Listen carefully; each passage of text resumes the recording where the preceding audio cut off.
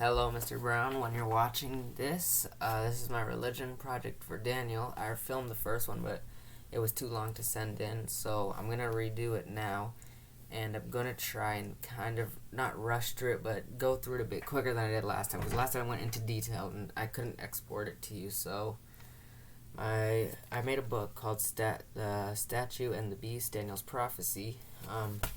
It's a it's a book for any age, but mostly I think it's for people that don't really know the Bible as much and prophecy that much, because it will teach them a lot.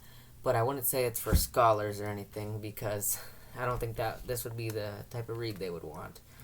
But it is for people that don't know the Bible as much. So I'm going to go through the pages a bit quicker than I did last time. So the first page is talking about how I see the Bible as a guide. I'm going to try to get it in frame. I see the Bible, the prophecies of Daniel, as a guide. It's an explanation of the past, the present, and the future. You can see that in the Daniel prophecies. It explains things in the past. It explains things happening today, like the feet, for example, and it explains things happening in the future, like the when the rock comes to destroy the feet, which we'll talk about later. So I started off my book talking about how Daniel gets the interpretation of Nebuchadnezzar's dream from God. I didn't include the part about Nebuchadnezzar as much about his.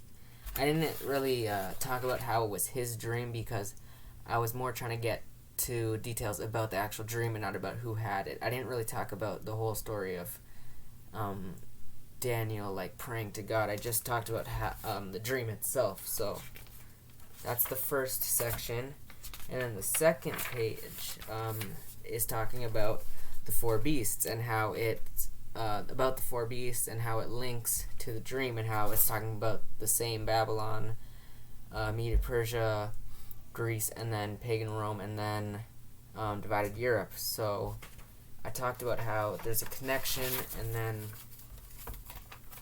the first page was about Babylon, obviously, because it's the first in the statue and the beast, and the first to come.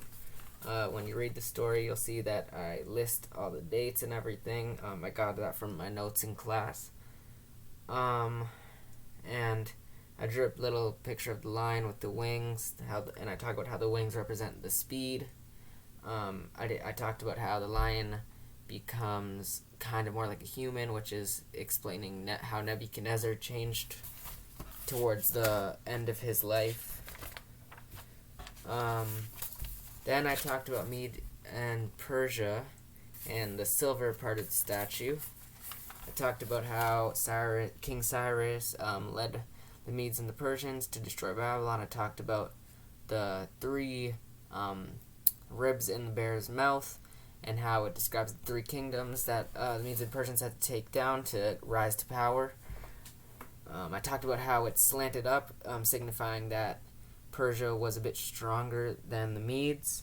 Like, the Persians were more powerful, even though they were a combination. And then, sorry I'm rushing, it's that the first document was 14 minutes long, and it didn't let me send it in to you, so I'm trying to get this in about 6 minutes. So the third empire on this list was Greece. I knew that, I just brain freeze. Talks about in the book how you see the four wings of the speed that Greece took over, and how Alexander the Great, he was a great king, but he didn't have a successor, and that's why the leopard has 4 heads, standing for Alexander's 4 generals.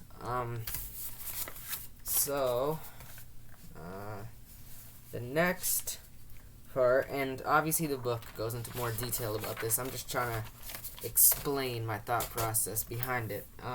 Talks about the 10 horns on the beast, that you see the iron teeth, the beast's 10 horns. I didn't know what this beast looked like. It didn't say actually in the Bible when I looked at it, because the other ones had description. It looked like a lion, looked like a bear, looked like a leopard, and this one just said the fourth beast. So I assumed it was kind of like a dragon type thing. So that's kind of what I tried to draw. It has the iron teeth. It devours everything.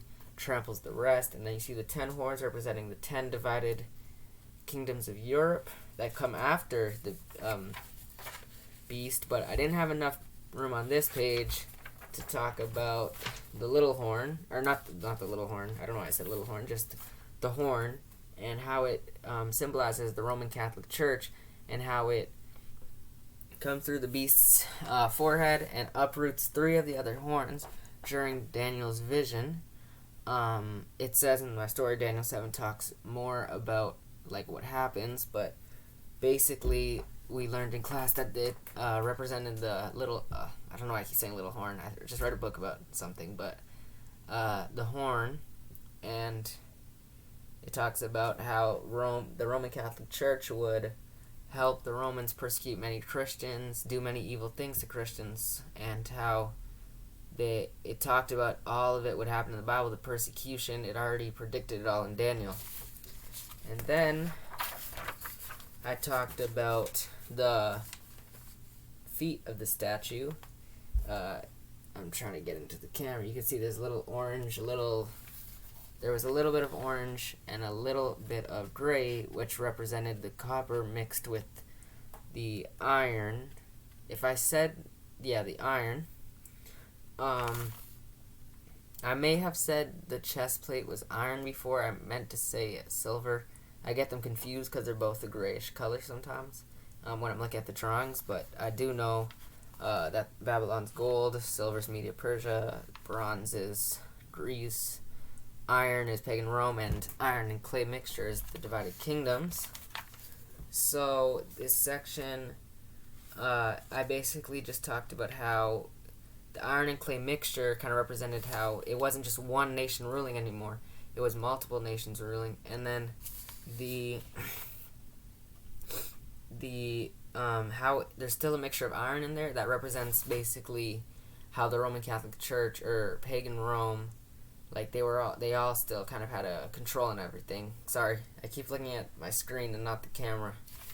I'll try to look more at the camera to finish this.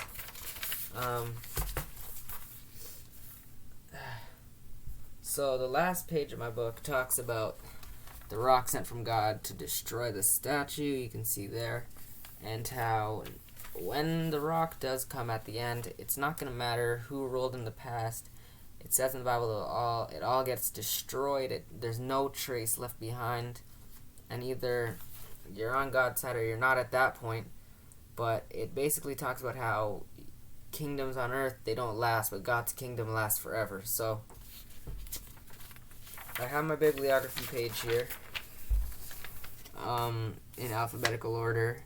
There wasn't footnotes in the book. I forgot to do them, but also I never saw it in the original document, so when you had told us in class on Monday, it was too late for me to reprint it never said footnotes in the original document, so I just didn't think of it.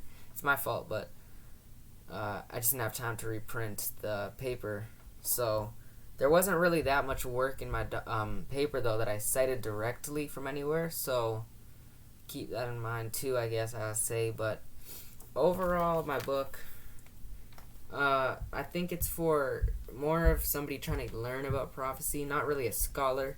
It does teach a lot about different things. It has dates, kings, how it all works together, how it's all correct. And if there's one thing that I would advise you take away from this, as I go over time again, but I'm on my computer this time, so it should work, is that when you look at the prophecies of Daniel, if I learned one thing from this unit and what you've taught us, it's that we should be able to know, like, obviously it takes faith, but everything Daniel predicted, from the golden Babylon reigning first to then Media Persia taking over in the way they did. I think Isaiah predicted they would take it through the gates, and then Greece coming next, and how it aligns with the 4 heads of the lines, with the 4 generals, and then pagan Rome, the fiercest of them all. It aligns with everything. The one thing I took away from this is that if that all came true, why would the rock not come true? Like, why would Jesus' second coming not happen like it says? So I think that when we look at this, what we have to realize is all the other things Daniel predicted or not even predicted, that was told to him, and he said it came true. So the last thing I'll say is, The Rock, in my opinion, it has to come true. Jesus' second coming has to come, where he destroys all the kingdoms, because there's no way Daniel could have just guessed all these things with this much accuracy if there wasn't a higher being telling him what to do, basically, is what I'm trying to say. So that ends off my paper. Read the paper, Mr. Brown. I know you have to for the grade, but the paper goes into more detail. Yeah, but thank you for watching this. Bye.